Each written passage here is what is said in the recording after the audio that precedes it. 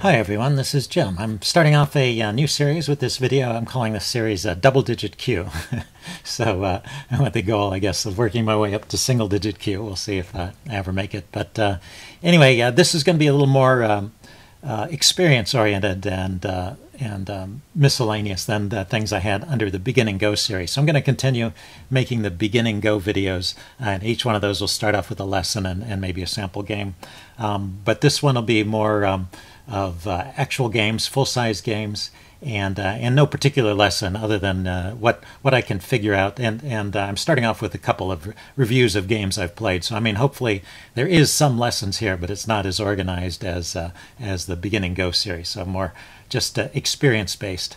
And you can follow along with me if you like. One thing I did on my on the channel is I created a new playlist.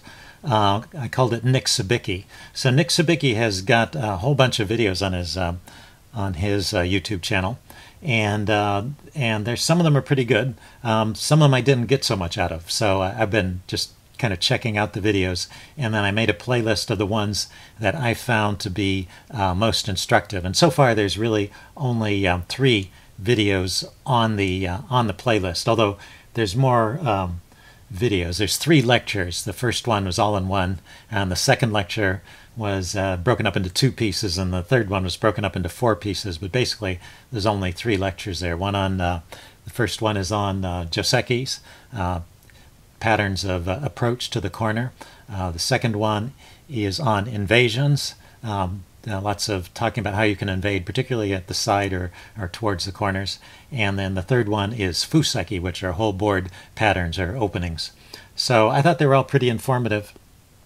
And as I find other Nick Sabicki videos that are particularly interesting and or valuable, I will add them to the list. And if you guys have any suggestions of videos you recommend, let me know, and I can add them as well if I like them. Okay, so what I wanted to do in this video is review a couple of games that I played not too long ago. This is fairly recent. This first one I'm calling Simple Arithmetic. So I have the white pieces and my opponent has the black pieces. And I put my stones on the corners, and he's put his stones in the middle. And let's go forward here. So he placed all 4 stones in the middle, and I placed all 4 stones in the corner. And the reason I call this simple arithmetic is that if you allow white to build a wall on the 4th row like this, and own all the territory outside that wall, the 4 corners and the 4 sides, that's a total of 192 points. That's a lot of points. And if black seals off this area with the wall of stones on the 5th line here, surrounding my wall of stones on the 4th line, there's a total of 81 points in the center. So that's a graphic example of how many more points there are on the edge than there is in the center. And that's not even taking into account the fact that it's harder to defend territory in the center.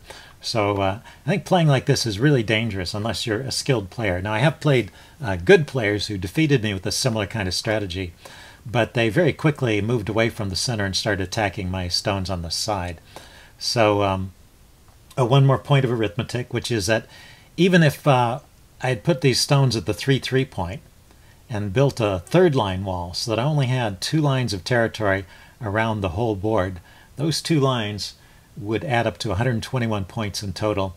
And if I had a wall on the 3rd line, black built a wall on the 4th line and took all of the space in the center, that would only add up, well, let's see, the outside space is 136 stones. I'm sorry, I got that wrong. 136 points. And the inside space is 121 points.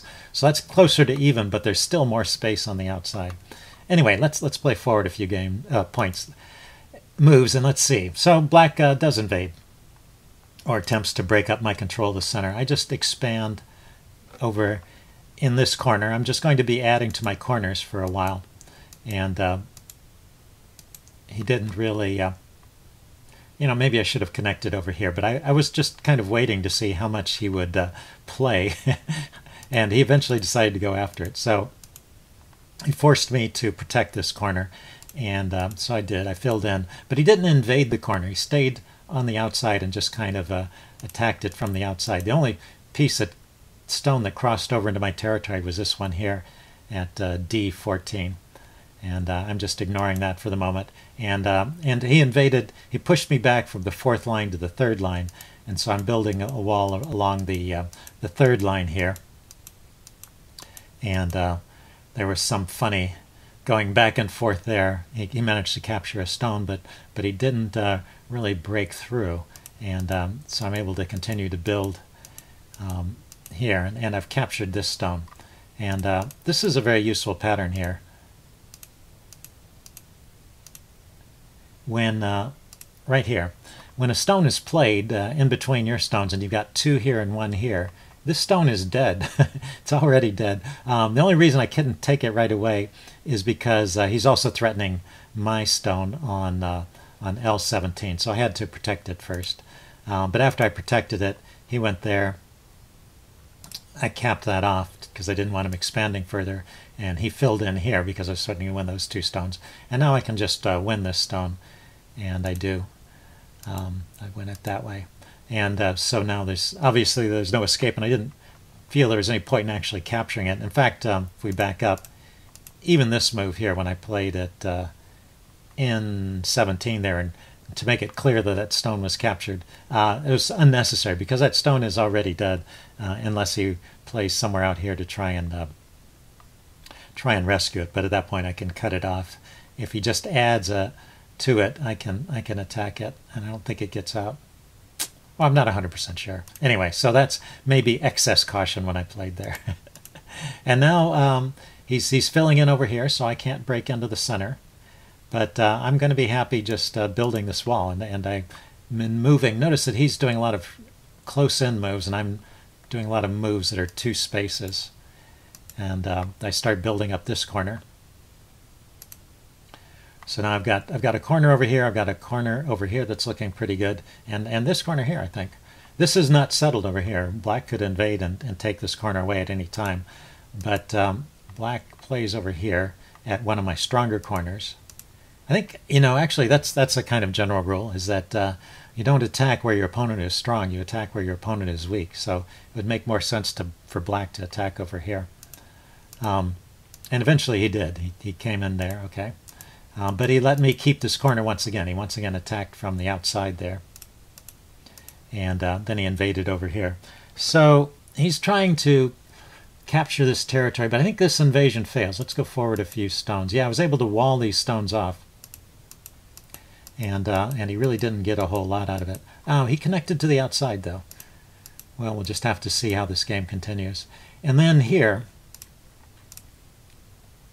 Okay, I can't kill these stones. They're connected to the outside, and there's probably also enough space for him to live.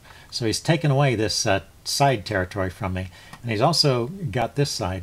So at this point, I wasn't at all sure about the course of the game. I mean, I was sort of presenting this in hindsight. I know that I won this game, and so I was trying to identify the mistakes early on. But maybe here, there's still chances for him to save it.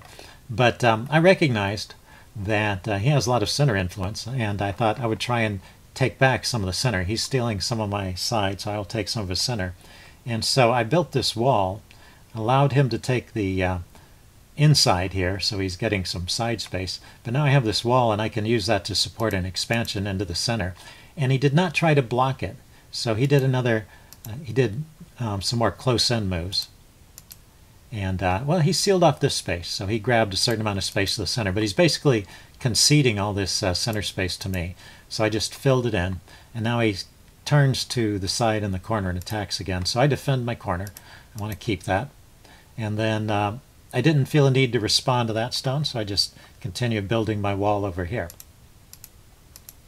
And when he attacks the corner, I defend it. And when he plays in the middle, then I ignore it and I just build my wall. And as he approaches the wall, he still is attacking from the inside towards the wall, not trying to go behind it. And the attacks just allow me to strengthen that wall, so I build up this solid line. And at some point, he can't invade over there anymore. And so there was nothing more to do. Things seemed pretty sealed off here. And so I just moved some more stones into the center. And I'm not going to gain a whole lot of space here, but the thing is I'm taking space away from my opponent by building this structure here, because wherever he places a stone and wherever I place a stone, that's territory that doesn't belong to him, whereas he started out owning the whole center. So I just expanded as much as I could in the center, and I let him build this wall. I gave him this piece of the side, much smaller than my piece of the side. Basically this is half the size of this. Let's count 1, 2, 3, 4, 5, 6, 7, 8 rows, and I have 19 rows, so it's less than half. I tried to connect everything here. Actually, I made a mistake in the next move. Yeah, he played here. It's one of those things about, is this group connected? I tried to place these stones so they were all connected. I didn't want to lose these stones and give them some points. And these 4 stones are connected to this group of stones here, which is connected to these stones which are alive.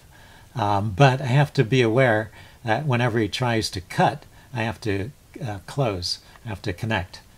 So he cut here, and I failed to connect. I played somewhere else, and then he was able to kill those stones. So that was just a simple blunder. And then he tried to invade over here. Oh, not right away. He sealed off this area of incursion, I guess, so limited how much space I could grab out of the center. And then he started attacking my wall some more, and I started placing stones. Like I placed a stone here to make it difficult for him to really invade. And then he tried invading over here. So this is an interesting strategy. When you want to invade, I think if he places a stone here, I think he can just put a stone on either side and it's got nowhere to go. So I don't think an invasion in the center behind this solid wall is going to work. But he could invade over here in the corner, perhaps, where I have these weaknesses. So this is an interesting move. It's looking at 2 weaknesses. One is this stone that I never captured. Maybe he's going to connect with that.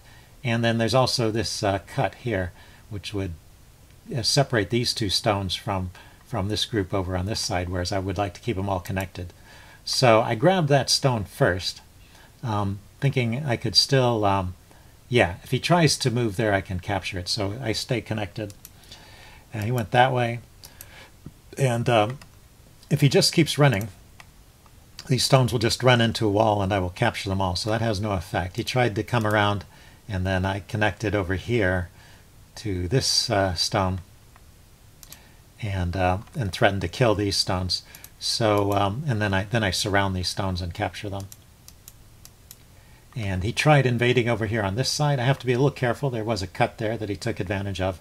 But this is another example where a stone, this is the pattern. There's 1 stone here and 2 stones here.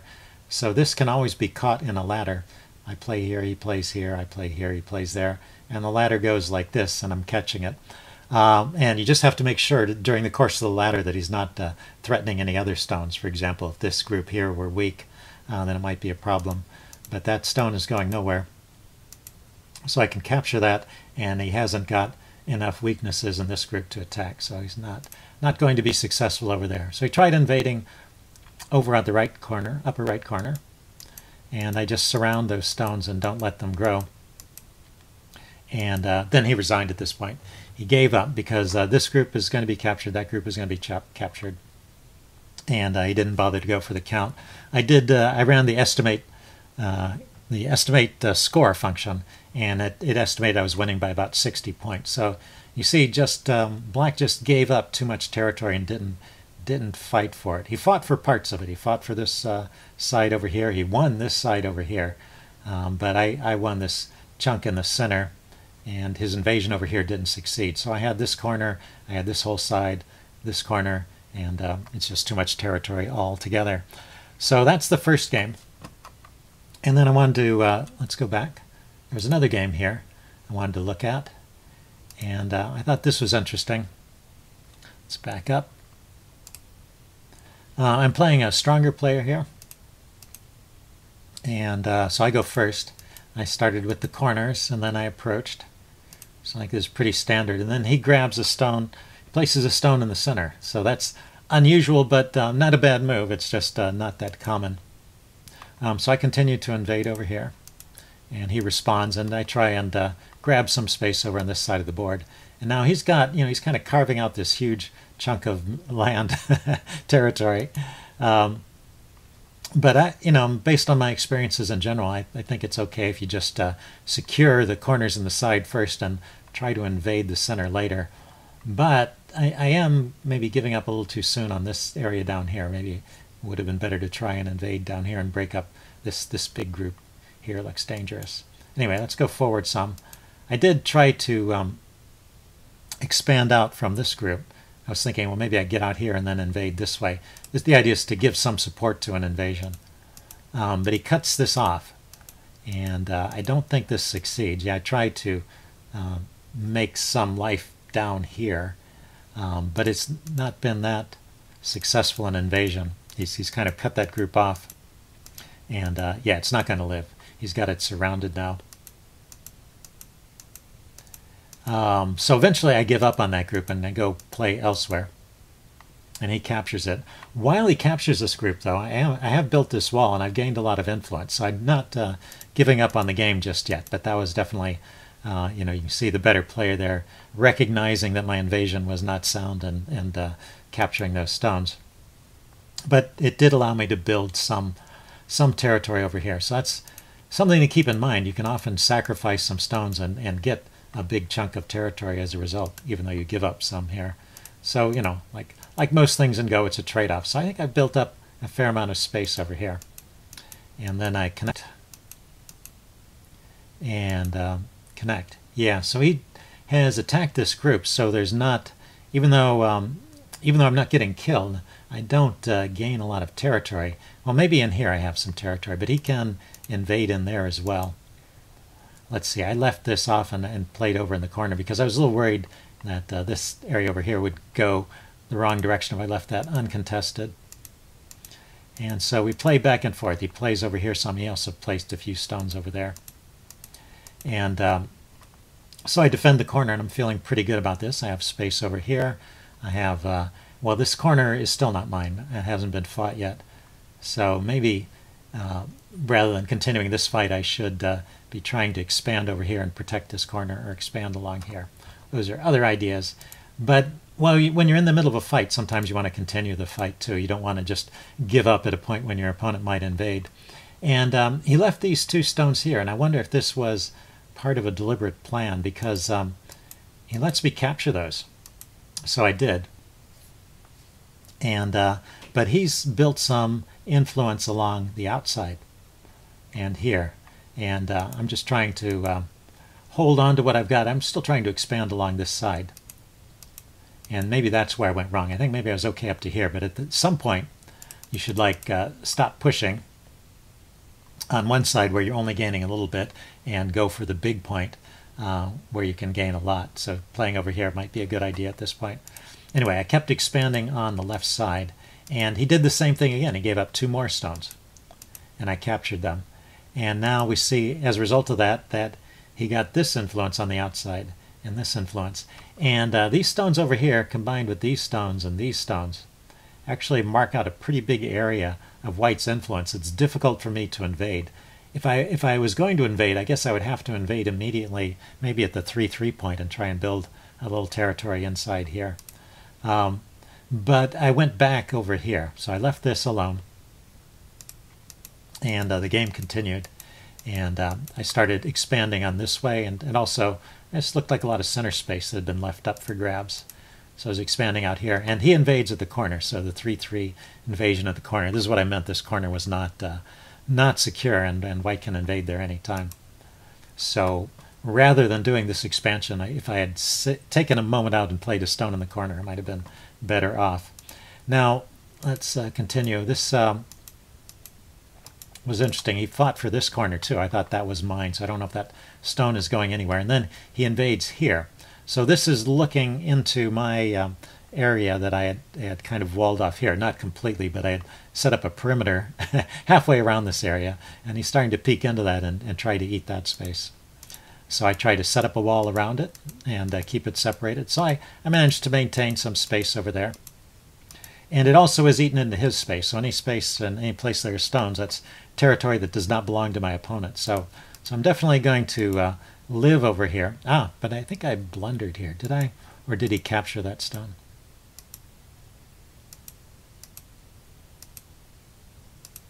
Yeah, okay, I was worried that he was going to capture this area, but I managed to save it. So this was kind of an interesting attacking idea. He comes in here, and I think this doesn't work. He's trying to cut these stones apart and maybe attack this isolated group, but I can counterattack his stone and force it away. And then he cuts again. And now there's only 2 liberties in this group, so I have to be very careful. I attack his group, though. So rather than placing a stone here, which would be a bit passive, right, I place a stone here, which attacks these 2 stones. And if I capture them, that gives another liberty to this group. So it's another way of freeing this group, or saving that group. So I keep making threats against these 3 stones. And then eventually he threatens my group, and I'm forced to capture them. And that saves this group, and I don't think these 2 stones can live now. They're inside my territory. And so I just connect to make sure this group doesn't die. And then these guys are dead. This is probably a wasted move. I played these 2 moves. And those 2 moves are probably wasted because I don't think those stones could go anywhere. And while I was playing those, let's see what he did. He took away some more space of mine on the side. He played there and he played there. So anyway, I still have some space on the side over here. And I was thinking this invasion, because he never followed up that invasion, I was thinking I could capture that stone. But he did surround these stones. Do they get cut off? Something goes wrong up here. Okay, so he just made a little bit of life for himself on the side, and I'm trying to surround these 2 stones here. And I've got them. I just need one more stone to capture them. And he starts surrounding these stones. So he's going to build some more territory out here, or take this territory away from me. And I try to stop him by building out along this wall.